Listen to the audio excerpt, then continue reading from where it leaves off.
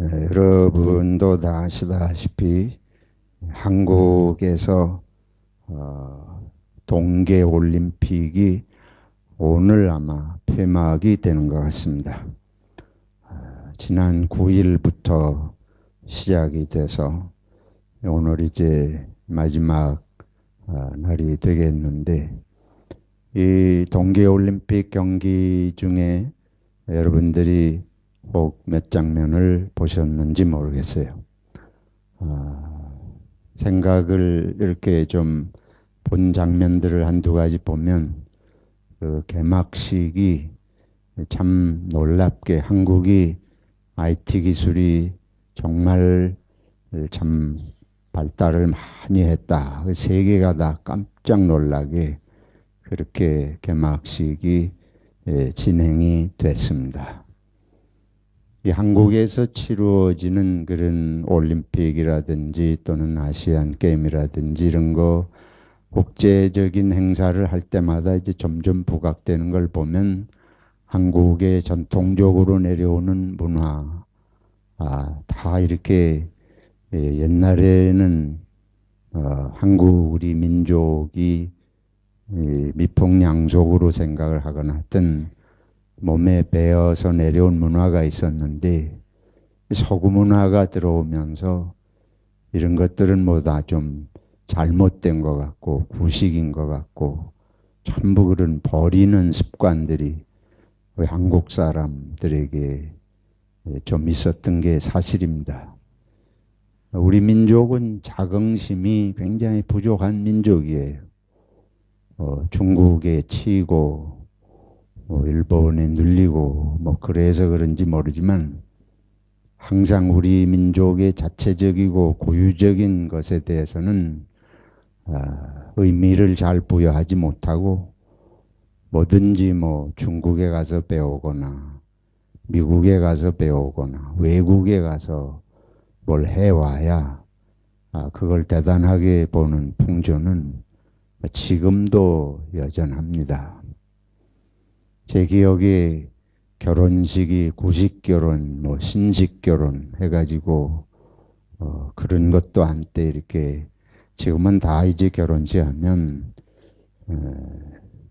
옛날 구식결혼 잘 안 하고 이렇게 정착이 됐지만은 하여튼 그런 것들이 거의 한 세기에 걸쳐서 우리 건 다 버리는 그러는 시대가 있었어요. 근데 이제 점차 오히려 국제화되면서 그런 한국의 전통적인 것들의 의미를 살려내고 이런 것들을 이제 많이 보게 돼서 그런 건 참 다행이다, 그렇게 생각을 합니다. 교회도 그렇습니다. 교회도 이게 서양에서 교회가 들어오다 보니까 한국적인 건 다 비기독교적인 거로 생각을 해서 아주 생각도 안 하고 다 버려야 되는 이런 아주 몰상식한 교회. 한국민이 이 양가 감정이에요. 서양에서 왔으니까 좋겠다, 그래서 기독교를 받아들인 게 있지만, 기독교는 들어오면서 한국적인 건 전부 잘못됐다고 생각하는 이런 잘못된 생각을 집어넣어 가지고 우리 기독교인들이 이런 가치관에 혼란이 있습니다. 한국적인 거에 대해서 배타적인 사람들의 1번 종류가 기독교인들이에요. 많이 반성을 해야 됩니다. 이런 거 얘기하면 이제 한참 시간이 가니까 넘어갑니다만은, 두 번째 동계올림픽의 몇 장면을 이렇게 보면서 북한에서 대표단이 이렇게 파견이 되고 문화 행사도 하고 이런 모습들을 보면서 북한이 밤낮 남한에다가 불질러 대겠다고 얼음장을 놓고 핵무기를 가지고 세계를 위협을 하는 사람들이, 남한을 알기를 아주 개떡같이 여기는 사람들이 웬일로 이렇게 달라지나. 진행되는 이런 모습들을 보면은 이 큰 소리 치고 뭐 무기를 개발하면 세상을 겁나게 할 것 같지만 다 소용이 없는 일입니다. 하나님께서 은혜 주시고 먹고 살고 같이 사는 일에 실패하면 살아남을 길이 없어요. 혼자서 무기 개발하고 같은 동족을 날마다 불사지르겠다고 이런 정신 가지고는 살아남을 수가 없습니다.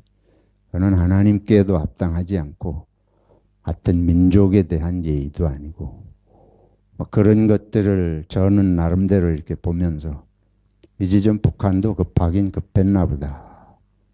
이게 세계가 경제 제재를 가하고 하니까 다급해진 거예요. 다급해지니까 이제 미국이 강하게 나오고 이제는 남한을 우습게 보던 마음들이 남한하고라도 손잡고 또 무슨 수를 써봐야 되겠다.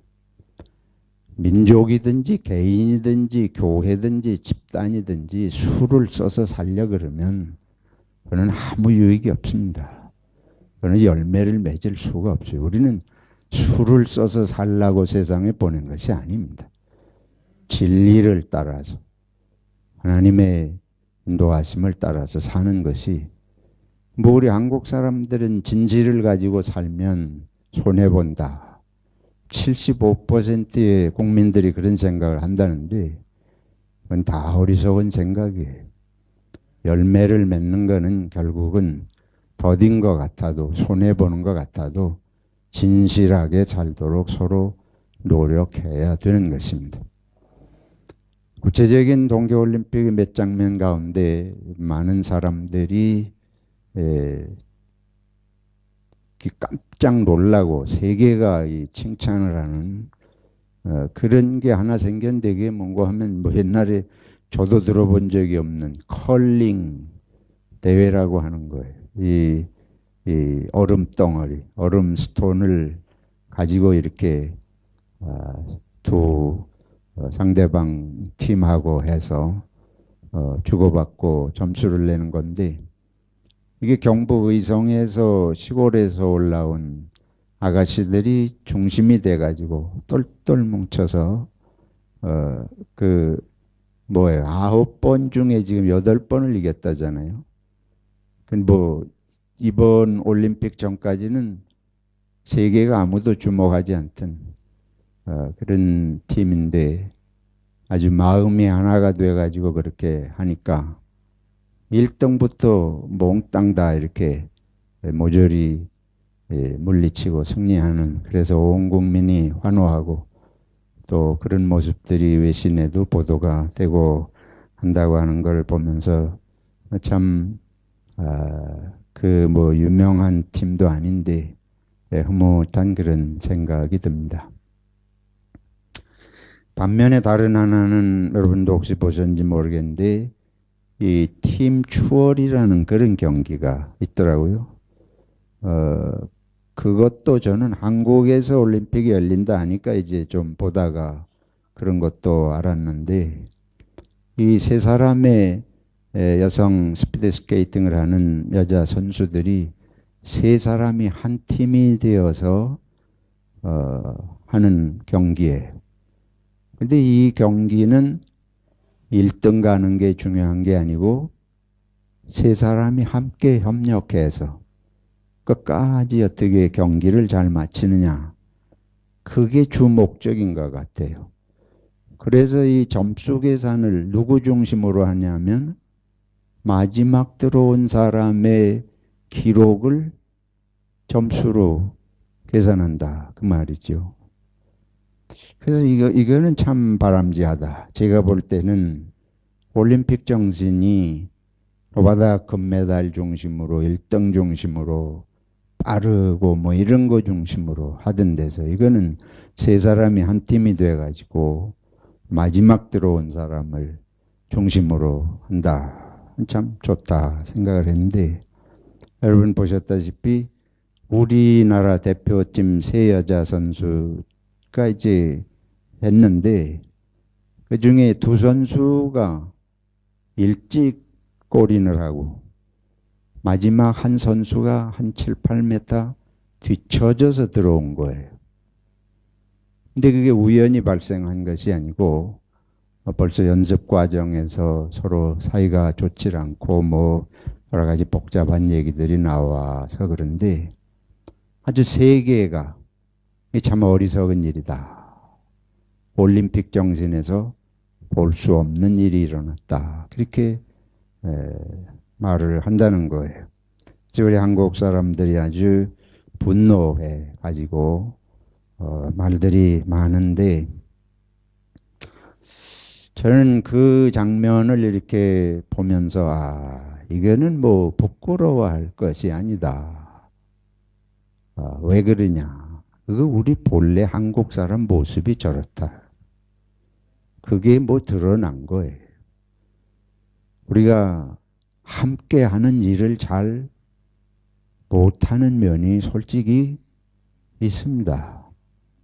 그거는 그 종목은 목적 자체가 함께 어떻게 팀이 돼서 서로 끝까지 도와서 이렇게 하느냐. 그 목적 자체가 그런 그 종목에서 세 사람이 마음을 합하지 못하고 둘이 앞서서 들어가고 나중에 꼴찌가 들어가니까 성적은 어떻게 돼요? 꼴찌 중심으로 이게 성적이 평가되니까 7인가 뭐 8위를 했다고 그러는데 근데 올림픽 정신 말은 올림픽 정신 못저고 하지만은 사실은 이런 게 우리 세계 정신에 아무런 도움이 안 된다고 봐요. 올림픽 때문에 세계가 모여서 운동을 같이 하고 뭐 이러는 건 참 필요하고 좋습니다.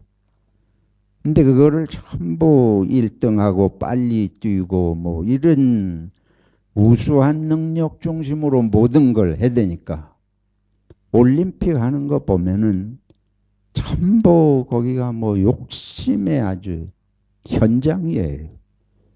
욕심에 각 나라가 얼마나 욕심이 많은지 그 무조건 메달을 따는 거 중심으로 이렇게 하니까 올림픽 때마다 이 도핑 문제가 발생하잖아요. 약물을 복용해 가지고 이 신체가 더 능력 있게 순간적으로 그렇게 해서 하려고 그러다가 이번에 러시아 팀도 출전을 못하게 되니 해마다 경기 때마다 발생하는 일들입니다.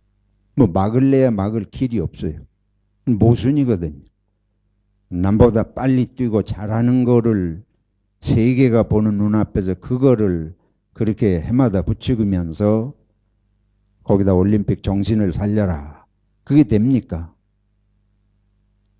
이거는 두 가지 모순을 두 마리 토끼를 동시에 쫓는 거예요.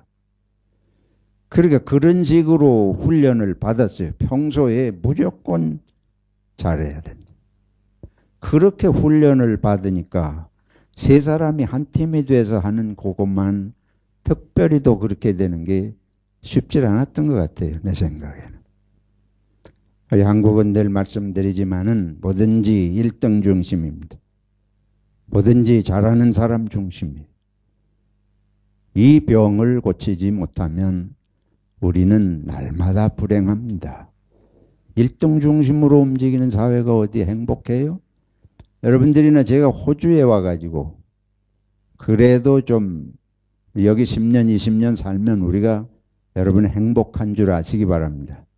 여기 살다가 10년, 20년 살다 한국 가면 한국에서 못 살아요. 내가 볼 때는. 왜 그러냐 하면 한국은 무섭게 경쟁해서 살아남아야 되고 톱 포지션에 올라가야 되고 뭐 일용할 양식을 주시옵소서.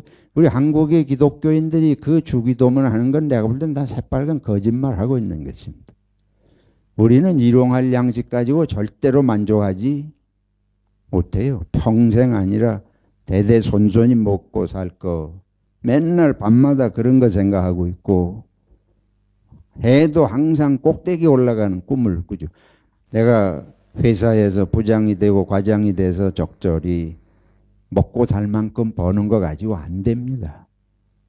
같은 다른 사람하고는 늘 비교해서 누구는 더 올라갔는데 뭐 이것 때문에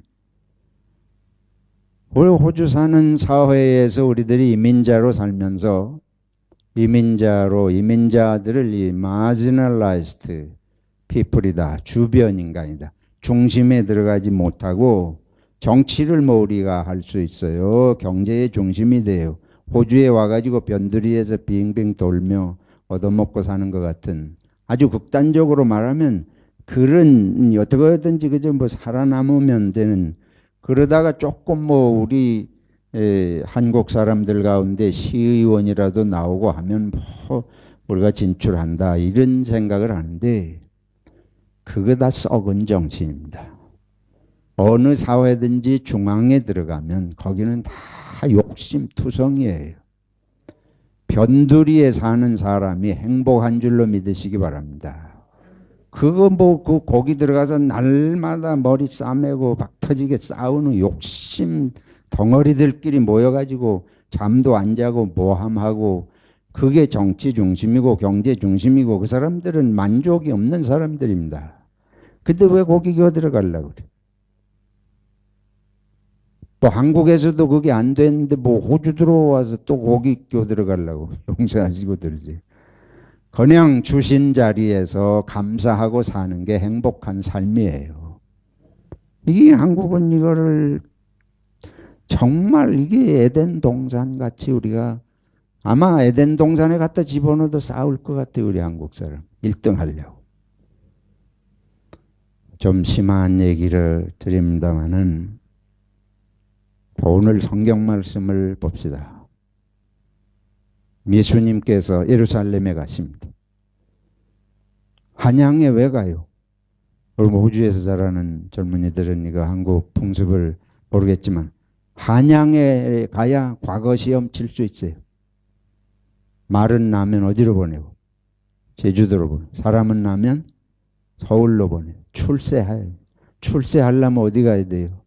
서울 가야 돼. 과거 시험은 항상 한양에서 치르는 거예요.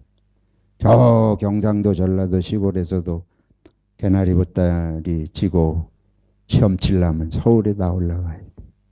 그래서 장원급제 해야 뭐 벼슬을 하고 사돈의 팔종까지 다 따라붙어서 살아가고 이런 게 우리들의 경험 아닙니까? 근데 예수님이 예루살렘에 가면 사람들이 생각할 때 야 이제 예루살렘에 가시면 뭘 해야지. 그냥 예루살렘에 가실 리가 있어요? 갈릴리 시골의 어촌에 계시던 예수님이 예루살렘에 가신다. 근데 예수님이 예루살렘에 가실 때마다 3번, 우리 마가복음에 보면 3번 예루살렘에 가시면서 그때마다 제자들에게 하신 말씀이 있어요. 그게 오늘 성경에 나와 있는 말씀입니다.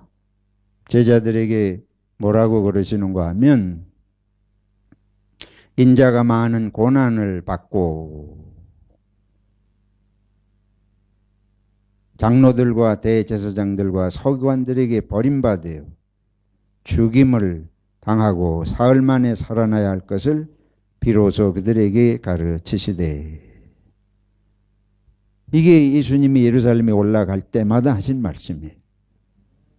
근데 이것은 무엇을 의미하는? 사실은 여기 본문에는 가이사랴 빌립보에서 이제 이 말씀을 하시는데 가이사랴 빌립보에는 로마의 황제상이 서 있는 곳입니다. 가이사랴라는 말이 황제고 빌립보는 유대 땅인데 빌립은 이 로마 사람 이름이에요. 빌립 황제가 그 도시명을 하사해서 황제의 상을 세우고 도시 동네 이름도 빌립이라고 지은 것인데 거기 가서 예수님께서 그 황제상 밑에서 세계를 지금 지배하는 황제상 밑에서 너희는 나를 누구라 하느냐 그러시면서 당신의 존재를 설명하시는데 그 내용이 뭔고 하면 당신을 인자라고 표현하시면서 왜 그러냐? 당신을 하나님의 아들이라고 표현하지 않으시고 사람의 아들로 오셨기 때문에 사람의 아들이라고 말하시면서 인자가 많은 고난을 받고 장로들과 대제사장들과 서기관들에게 이건 예루살렘에 가야 그 사람들이 있어요. 예루살렘에 가서 그 사람들에게 이렇게 버려지고 죽임을 당하고 사흘 만에 살아나야 하리라. 그러니까 베드로가 예수님이 그런 일 당하는 거를 그냥 있을 수도 없는 일이고 그런 말씀하시는데 그 말을 듣고 가만히 있을 리가 없잖아요. 뭐라 그러는가 하면 예수님을 붙들고 항변했다. 주님에게 그런 일이 절대로 일어날 수 없습니다. 마태복음에 보면 그렇게 말씀을 하고 있어요. 그때 예수님께서 돌이켜서 제자들을 보시며 지금 베드로가 예수님에게 절대 그런 일이 있을 수 없습니다. 그러고는 예수님에게 여기 항변이란 말을 썼는데 예수님이 그렇게 되면 우리는 다 뭐가 됩니까? 이러고 말하자면 하는 건데 거기다 예수님께서 베드로를 보고 말씀하시는 게 아니고 제자들을 보시면서 이거는 그리스도인 모두가 해당되는 말이기 때문에 그런 거죠. 제자들을 보시면서 베드로를 꾸짖으셨어요. 베드로를 꾸짖어 이르시되 사탄아 내 뒤로 물러가라. 예수님이 베드로를 누구라 그래요? 사탄이라는. 베드로는 예수님 위에서 한 말 아닙니까? 예수님이 어떻게 고난당하시고 죽으시고 그런 일이 있으면 안 되지요. 절대 그런 일이 있을 수 없습니다. 있어서는 안 됩니다. 예수님 생각하고 드린 말씀인데 그 말 덕분에 베드로는 예수님에게 졸지에 사탄이 되고 말았어요. 사탄아 내 뒤로 물러가라. 그 이유가 뭐냐? 예수님이 베드로를 사탄으로 몰아붙이는 듯한 이 표현의 이유가 그 다음에 있습니다. 내가 하나님의 일을 생각하지 아니하고 도리어 누구의 일을 생각한다? 사람의 일을 생각한다. 뭐 베드로는 이게 도무지 너무 황당한 이야기예요. 갑자기 예수님 그런 일 당하시면 안 되죠. 저라도 옆에 있으면 그런 말 당연히 할 거 아니에요. 당연히.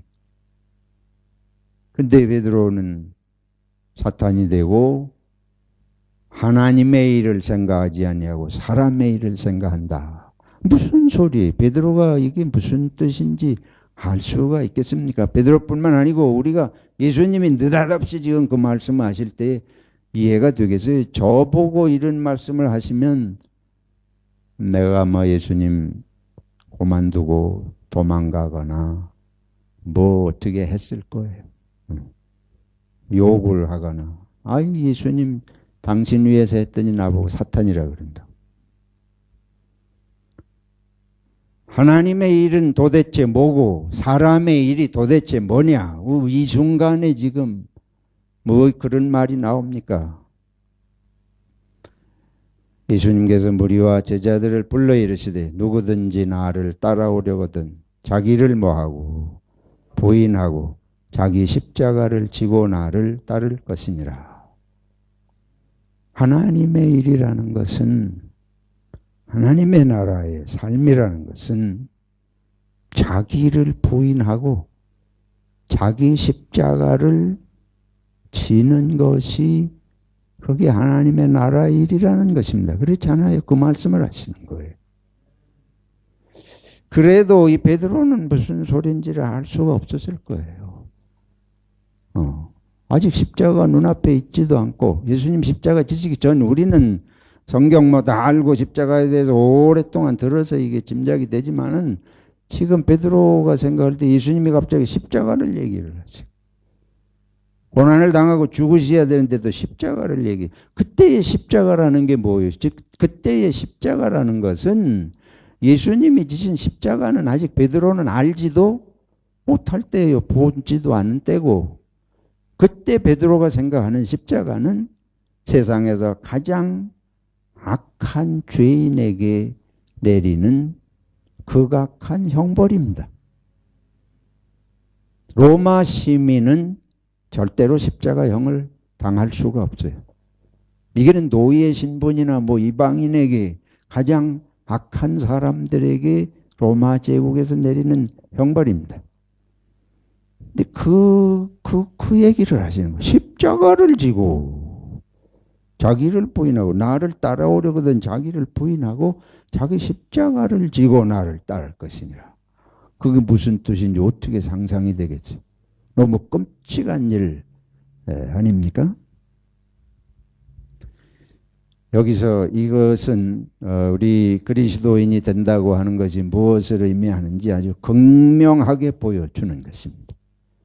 그래서 이 말씀 속에 기독교 정신이 무엇인지를 아주 선명하게 보여주는 것이. 기독교는 이 말씀 속에 들어있습니다. 성경의 다른 여러 가지 요소를 가지고 기독교를 설명할 수 있지만은 이 구절을 빼놓고 설명하는 기독교는 기독교가 아닙니다. 그러면 다른 종교들도 다 종교 나름의 그런 특색이 있고 목적이 있고 방법이 다 있어요. 기독교도 다른 종교들과 같은 근본적으로 비슷비슷한 종교적인 내용이 있을 수 있습니다. 그러나 기독교의 가장 근본적인 의미는 바로 이 구절에 들어있는 것입니다. 그래서 하나님의 일과 사람의 일을 아주 분명히 말씀하시고 베드로를 사탄이라고까지 이렇게 표현을 하시는 것입니다. 그러면 그게 무엇을 의미하는 것일까? 자, 우리 사람의 일이란 도대체 뭐냐? 우리가 생각을 해보죠. 우리가 살아가면서 종교를 갖는 이유가 뭐예요? 우리 전통 종교를 말씀드린 대로 종교의 목적은 건강하고 평안하고 일이 잘 되는 거예요. 그러잖아요. 절에 가서 절간에 가가지고 108배 하는 사람들이 뭐 때문에 해요?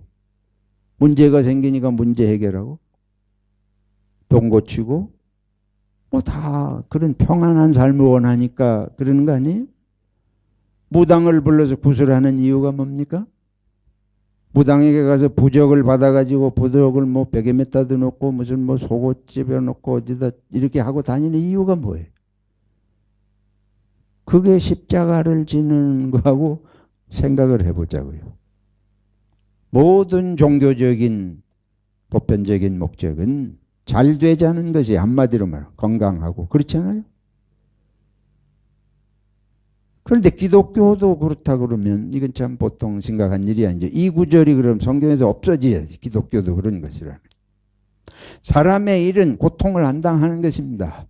우리가 추구하는 건 어떻게든 고통 안 당하는 거예요. 왜 점쟁이한테가 점을 쳐요?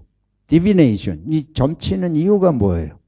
그거는 앞에 잘 되는 일이 오나 흉악하고 나쁜 일이 오나 나쁜 일이 오면 그걸 안 당하고 피할 방법이 뭔가. 그래서 구슬하고 부적을 만들어 오고 뭐 이렇게 풀어낸다고 그러죠. 시골에서 부닥거리하고 뭐 그런 것들을 하는 게 다 미리 앞에 이 당할 일을 알아가지고 나쁜 일은 피해 가려고 그런 거예요. 그래서 고통 안 당하고 우리는 죽기 싫어요. 모든 인간의 공통적인 소망은 고통 없는 삶이에요. 몸이든지 마음이든지 관계든지 무엇에서든지 고통스러운 일이 있으면 다 피해가고 싶은 게 우리 마음입니다. 그리고 최종적으로는 죽음을 피하고 죽음 없는 세계. 우리가 원하는 삶이 그거 아니에요. 사람의 일, 사람의 생각, 사람의 삶은 전부 거기에 집중되어 있습니다. 나를 고통스럽게 하는 사람 만나기 싫어. 그렇죠. 왜 고통스러운데 만나요? 피해든지 어떻게 하든지. 아니면 더 심하면 그 사람이 없어지든지 죽든지. 심합니까? 내가 싫은 사람 죽기를 원해서 그런 무당굿도 하고 뭐 이런 것도 얼마든지 있는 게 세상입니다. 그런 거 다 피하고 싶은 거. 그게 사람의 일. 그럼 하나님의 일은 뭐예요? 하나님의 일은 도대체 뭐냐? 지금 여기서 말씀을 보면 사람의 일하고 하나님의 일은 다르죠. 그렇죠?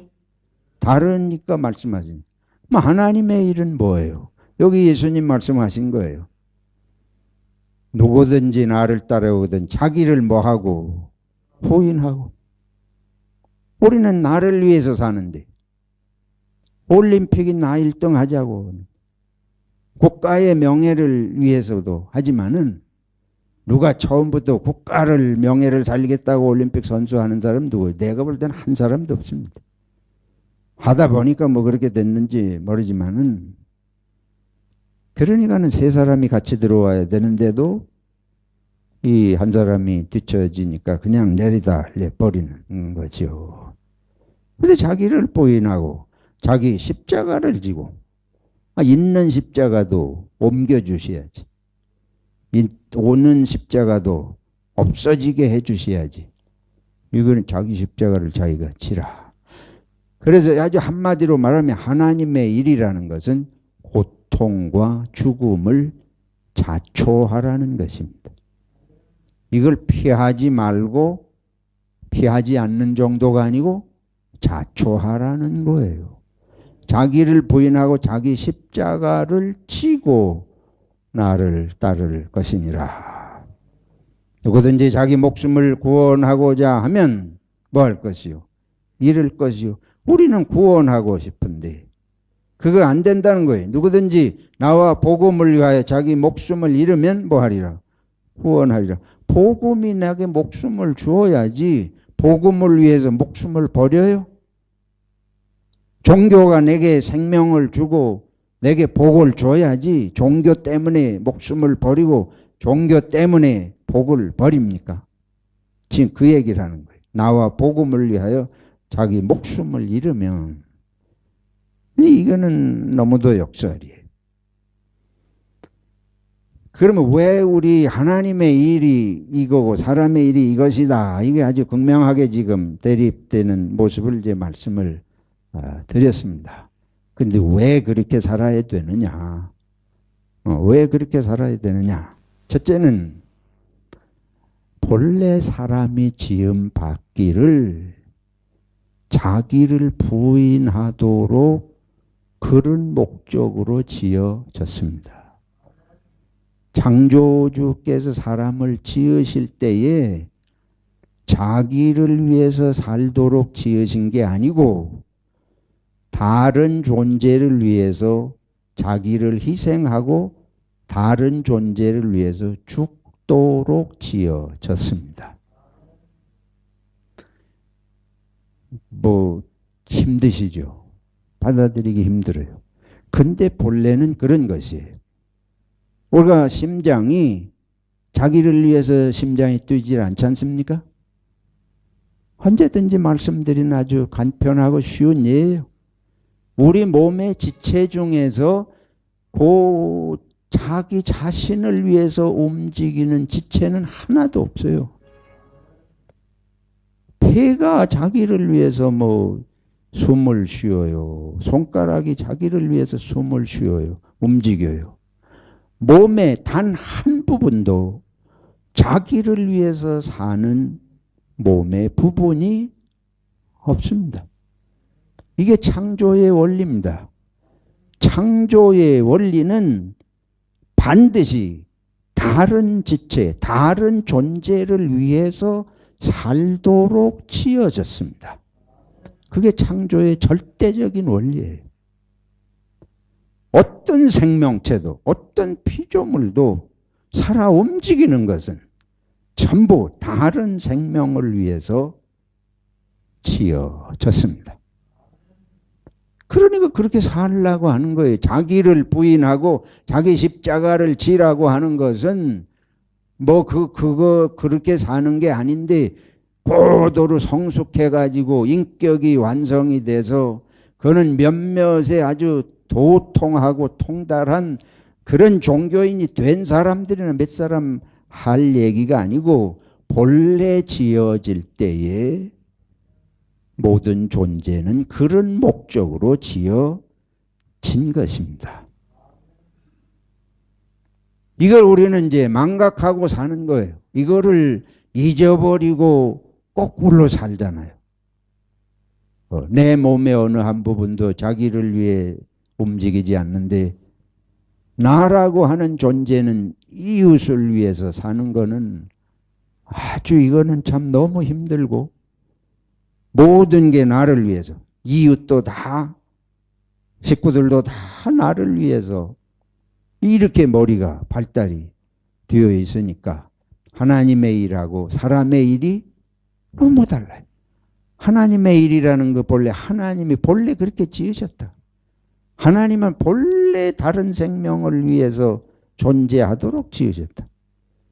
그게 하나님의 일이 자연스러운 창조의 일인데 우리는 이걸 전부 거꾸로 뒤집어 가지고 몽땅 나를 위한 쪽으로 제하니까 예수님이 베드로에게 무엇아 물러가라.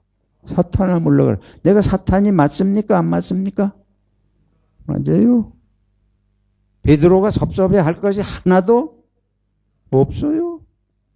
본래 하나님이 지으신 하나님의 일하고 지금 베드로는 거꾸로 얘기를 하고 있는 게 틀림없어요. 근데 우리는 그런 거를 알지 못하고 사니까 사탄아 그러면 섭섭한 거예요. 왜 나를 사탄으로 몰아붙이냐. 근데 그렇지 않아요. 예수님은 아주 정직하게 이게 하나님의 나라는 본래 하나님이 너희를 이렇게 지어주셨는데 너희는 그 거꾸로 이걸 살고 있으니까 그건 사탄이지. 에덴 동산에서 아담과 이브에게 선악과를 먹지 마라. 그거는 여러 가지 의미가 들어있지만은 거기에 들어있는 또 하나의 중요한 의미는 몽땅 내 것이 아니다. 이 세상이 다 내 것인 줄로 착각하지 마라. 그래서 시간을 내 것이 아닌 걸 기억하고 사는 게 이게 메멘토 모리, 죽음을 기억하고 살아라. 그것처럼 이 시간이 내 것이 아닌 걸 기억하고 살아라. 그게 안식일을 지키라는 것입니다. 왜 그거 일주일마다 할 일 많은데 예배당에 가가지고 지루한 설교 듣고 그러고 있어요. 시간이 내 시간이 아닌 줄로 알아. 이제는 목사가 설교 길게 해도 시간이 내 시간이 아니다. 이러고 앉아 계신 분. 그때마다 시간은 저 사람 거, 저 목사 것이다. 근데 그렇게 생각하지 마시고 이 시간은 누구의 것이다? 하나님의 것이다. 그걸 기억하라는 거예요. 안식일이. 11조는 왜 해요? 물질이 내 것이 아니다. 그거를 돈 벌 때마다 생각하라는 거예요. 돈은 100원 바치라 200원 바치라가 아니에요. 벌어 들인 것의 10분의 1. 더 벌면 10분의 1이 더 늘어나겠어요. 그러니까 돈 벌 때마다 이거는 내 돈이 아니다. 이걸 기억하고 살아라. 매번 그걸 기억하고 살아라. 근데 우리는 이걸 다 내 거로 만들잖아요.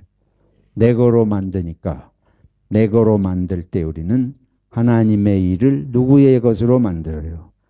사람의 것으로 만들며 사는 것입니다. 그리고 부부를 보자고요. 부부에 있어서 이브를 아담의 무엇으로 지으셨습니까? 무엇을 위해서? 무슨 배필로? 돕는 배필로. 그러니까 남자들은 또 여자만 돕는 배필로 생각해가지고 그런 우월감에 사로잡혀 있는데 인간은 본래 도우미로 지어졌습니다. 인간의 삶이라는 건 아까 말씀드린 대로 모든 생명은 남자고 여자고가 없어요. 그거는 생명이라는 거는 반드시 도우미로 살다 가도록 지어진 거예요. 그걸 말씀드리잖아요. 몸에 지체 가지고 말씀드렸잖아요. 아주 금방 이해할 수 있습니다. 도우미가 되기 싫은 사람은 생명의 가치를 거부하는 것입니다. 근데 이게 잘 안 되기 때문에 우리가 문제지 그걸 생각을 새롭게 해가지고 남편이 아내의 도우미가 되는 건 당연한 것이. 아내가 남편에게 도우미가 되는 건 당연한 것이. 이걸 하나님이 없는 세상에서는 페미니스트네 하지만은 그다 소용없는 얘기입니다. 본래가 인간은 남자건 여자건 구별 없이 돕고 살다가 가라고 하는 거예요. 더구나 이제 여기 예수님이 하신 말씀은 죽기까지 도우미가 되라는 거예요. 죽음으로 도우미가 되라는 거예요. 그러니까 이제 할 말이 없어요. 그렇잖아요. 죽음으로 도우미가 되라는 거예요. 결론은 무엇입니까? 너희가 자기를 부인하고 자기 십자가를 지고 나를 따르라. 이 인생의 의미가 그거인 줄을 알고 나의 제자가 되라. 그런 말씀이죠. 그래서 저와 여러분들이 세상을 억울해할 게 없어요. 이렇게 생각하면 억울할 일이 없습니다. 그냥 뭐든지 하나님이 또 이웃이 유익이 되는 거 살다 가는 거예요. 인생에 다른 목적이 뭐 고상한 게 어디 있어요? 늘 말씀드리잖아요. 인생의 의미가 뭐예요? 인생의 의미가 없습니다. 목적이 없어요. 이러면 또 저런 사람이 무슨 목사냐 이런 얘기할 법한데, 인생이라고 하는 건 철학자들이 말하는 것처럼 뭐 그런 대단한 의미가 있는 게 아닙니다. 그냥 주어진 환경 속에서 사람들을 사랑하고 열심히 돕다가 가면 되는 거예요. 아니 이렇게 물어보자고요. 심장의 의미가 뭐예요? 내 심장에게 심장아 너의 생명의 의미가 뭐냐, 너의 존재의 의미가 뭐냐 물으면 심장이 뭐라고 대답을 해야 될 것 같습니까?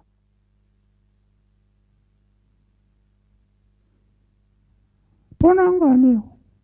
온몸에 피가 잘 돌아가게 뛰다가 그렇잖아요. 다른 무슨 목적이 있어요?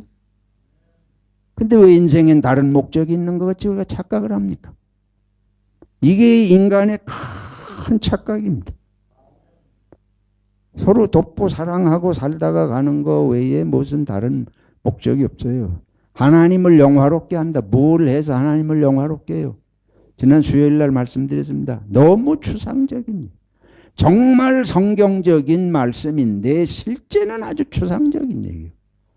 하나님이 뭘 해서 영광을 받으세요? 그냥 하나님이 영광 못 받으시는 게 뭔지를 생각해 보면 금방 나와요. 하나님이 영광 못 받으시는 거는 인생의 의미가 뭐 다른 게 있는 줄로 알고 껍죽대는 게 하나님이 영광 못 받으시는 길입니다. 하나님은 그냥 지어주신 사람들이 서로 사랑하고 열심히 당신 존중하고 사랑하고, 그때 그게 아니고 저마다 1등으로 골이 나려고 하는 이거 올림픽 같은 것 때문에 이게 다 허망한 거예요. 이게 전부 우리 민족이 뭐 대단하게 하는 것 같이 이런 그리스 사람 알렉산더가 나오고 몽골의 징기스칸이 나오고 이거 전부 사탄들입니다. 근데 그 사탄이 누구에게 있는 거 하면 우리 속에 내가 사탄이에요. 그러니까 베드로에게 사탄아 올라가라. 그래서 여러분 고상한 거 추구해서 뭐 고상한 게 나오지 않습니다. 하나님은 우리를 지은 자체가 이미 너무 고상해요. 그냥 인간으로 난 거 이상 더 고상한 존재 없습니다. 이렇게 사랑할 줄 알고 도울 줄 아는 지혜 주셨고, 그러니까 그거 이해하면서 마지막 결론은 왜 이렇게 하시냐. 예수님이 십자가에 실제로 죽으셨는데 왜 그렇게 하시냐. 그거는 같은 생명이기 때문에 죽는 것입니다. 예수님이 우리 위해서 죽는 건 우리하고 예수님은 한 생명이다. 사랑이라고 하는 건 한 생명이라고 하는 거에 다른 표현입니다. 네가 죽으면 내가 죽는 것이다. 하나님은 천지를 창조하신 하나님은 따로 있고 우리 피조물은 감히 상대도 할 수 없는, 이런 식으로 하나님을 이해하는 건 백해무익해요. 하나님이 당신의 독생자, 당신 자신의 성자를 보내서 십자가에 죽게 하시는 이유가 뭐예요? 너희 생명이 내 생명이기 때문에. 그래서 사람에게 하나님께서 당신의 생명을 불어넣어서 우리를 창조하셨다 그러지 않습니까? 한 생명이기 때문에 죽고 사는 거예요. 그것이 펠로우십이, 그 교통이, 커뮤니케이션이 영적으로 일어나는 걸 사랑이라고 말하는 것입니다. 몸속에서 머리가 생각하는 걸 온몸이 움직이게 하는 건 신경조직이고, 온몸이 기능할 수 있도록 힘을 불어넣는 에너지는 심장에서 피를 공급해서 산소가 움직이고 해서 하는 거예요. 이 두 가지 기능이 전신이 하나로 움직이듯이 하나님하고 우리가 또 우리 서로 간에 한 생명으로 움직이지는 신경계통과 혈관 조직이 다름 아닌 믿음과 사랑이라고 하는 것입니다. 믿음과 사랑이 없으면 신경이 끊어져서 마비되고 혈관이 터져가지고 죽는 거하고 똑같은 것이에요. 하나님은 우리를 사랑하신다. 하나님은 무엇이라? 사랑이시라. 그게 그 뜻이 하나님은 따로 있고 우리 위에 높이 군림하신 분이 아니라 당신 생명을 우리 속에 넣으셔서 우리가 죽으면 하나님도 죽으시고 우리가 죽는 걸 보고 계실 수가 없어서 고통스러우시니까 당신이 죽으셔서 우리를 살리시는 이 기독교의 진리는 그렇게 단순한 거 아니고 너무 심오합니다. 불교보다 수천 수만 배 심오한 게 이 속에 들어 있습니다. 저 여러분을 사랑하시고 당신의 생명인 줄을 당신의 생명으로 삼으셔서 죽으신 주님을 생각하고 감사하면서 이 사순절 기간에 주님, 내 가족 또 내 생명이고 믿음의 형제 자매도 내 생명이고 다른 이웃들도 내 생명이어서 내가 이 생명 세계에 주님처럼 나를 위해서가 아니고 희생하고 헌신할 수 있는 깨달음이 여기 들어오게 해주시고 행할 수 있는 믿음을 주시옵소서 기도해야 할 줄로 믿습니다. 하나님 아버지, 얼마나 생명을 거꾸로 사는지를 회개합니다. 하나님이 본래 지으신 창조의 목적을 잊어버리고 너무도 사탄적으로 이기적으로 산 것을 자복하오니 용서하여 주시옵소서. 이 사순절에 우리 생명이 당신의 생명으로 삼으셔서 십자가에 죽으신 예수님, 우리 가슴 속에 주님 오시고 체험되게 하시고 형제 자매를 향한 마음으로 생명이 나타나게 도와 주시옵소서. 예수님의 이름으로 기도하옵나이다. 아멘.